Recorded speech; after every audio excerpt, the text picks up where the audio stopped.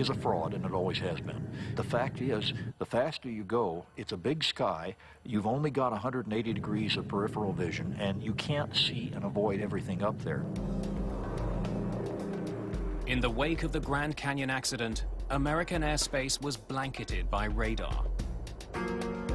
Planes were more stringently confined to air corridors, highways in the sky. The air traffic control system we have in the United States today was designed with the Grand Canyon accident in mind. That crash determined how far apart airplanes should be spaced and where radar dishes and air traffic control centers should be built. It also resulted in the formation of the Federal Aviation Administration, the FAA. But now, 50 years later, the system needs to change again. Today, the system falls short of the public's expectations, being congested, slow, clunky, unpleasant. As planes fly faster and higher, it becomes harder for controllers to track their movements. I think in many respects we're in a very similar situation to where we were in the 50s. The system has to change massively. And the change must happen soon, before we are faced with a major air accident that could take the lives of hundreds of people. The technology on board the FAA flight might be the solution to the overtaxed air traffic control system. Test pilots regularly take to the skies to help researchers prepare the new system for America's airliners. The beautiful thing about ADS-B is it gives the pilots in the cockpit and the air traffic controllers basically the same picture. ADS-B is more than a map of other planes. The idea is to show pilots what now only air traffic controllers can see. Data about the planes that are in a pilot's airspace. With ADS-B, you'll see who that other aircraft is. You'll see an identifier on it. You'll be able to see planes on runways. You'll see planes in the traffic pattern, and you'll get a better feel for what's going on around you, especially if you're on an uncontrolled airport. We can also see map information. We can see navigational aids. We can also see other airports. Giving pilots all that information in the cockpit will allow them to make decisions about how to get to their destinations quickly and safely. The current system relies on radars for the detection and tracking of aircraft. And radar was a great technology in 1940, but fundamentally it's very sloppy. Today, ground-based radar bounces radio signals off an airplane to calculate its position. It can be off by as much as 2 miles. That's why we keep aircraft 3 miles or more apart, because we're just not that confident of the solution. With NextGen, an onboard GPS unit will constantly receive signals from a GPS satellite. This will tell pilots where they are, down to within a few hundred feet. With a more accurate picture of airspace, airliners will be able to fly closer together.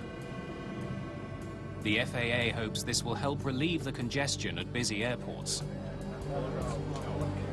Today, only controllers have an accurate picture of air traffic. They use this information to guide pilots around potential problems. The pilots themselves have no way to independently confirm where they are in relation to all other flights. They must rely on controllers to tell them. The weakness of the system was exposed years before next-gen tests began.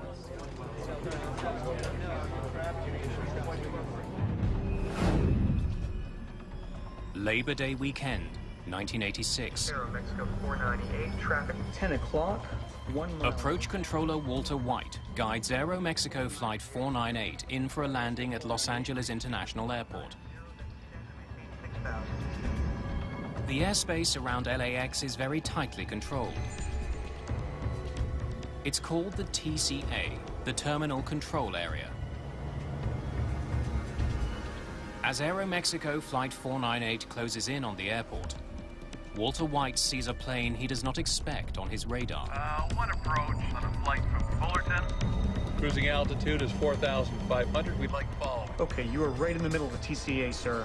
Roman 66 Romeo, I suggest in future you look at your TCA chart. There was an aircraft that was east of the airport which he became involved in. That was what they called a violator. In many cases, the air traffic that was crawling across his screen, even with transponders, were not reporting altitudes. Walter White hustles the small plane out of the controlled airspace. You just had an aircraft pass right off your left above you at 5,000. And we run a lot of jets right through there at 3,500. But White doesn't realize that there's another plane, dangerously off course. We should be able to see the ocean by now.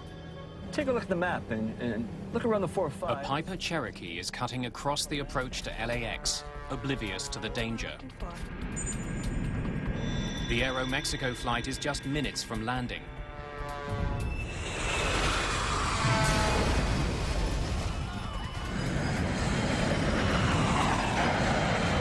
Aeromexico 498. Los Angeles approach.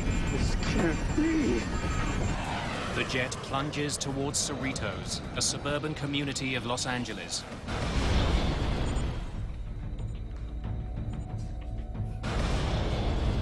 Aeromexico 498. Los Angeles approach.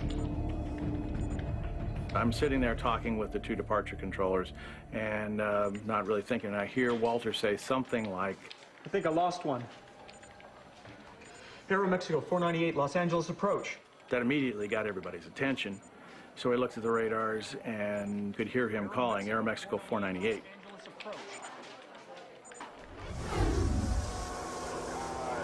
The crash devastates the community of Cerritos. 15 people on the ground are killed in the disaster, along with all 64 people on the Aeromexico jet. The Piper Cherokee is found in a nearby schoolyard. All 3 people on the small plane have been killed. The National Transportation Safety Board questions Walter White about what he saw on his radar display.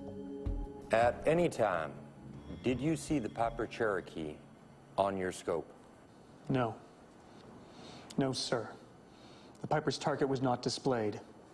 It is my belief that it was not on my radar scope. He was positive that the aircraft was not there for him to see.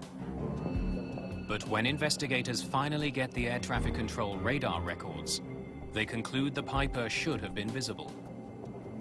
Did you see the Piper Cherokee on your scope? No, sir. But that doesn't mean that the target isn't there. A blind spot is only an instantaneous thing. It's not a continuous thing. He was looking at one and trying to keep it clear. Lost track of another one that just happened to be at the same altitude as the approaching Aeromexico jet.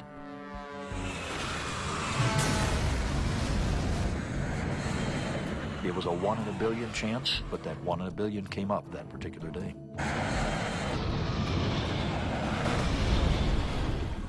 The collision over Los Angeles drew attention to weaknesses in the radar systems used by air traffic controllers and led to some much-needed improvements. Mode C Intruder is an automated program that is now incorporated in all our major radar facilities that if an aircraft should inadvertently intrude, the controller will now be given a visual and an oral alert, thus giving him time to provide a timely warning to the pilot. After the collision over Los Angeles, radar systems at the airport were upgraded.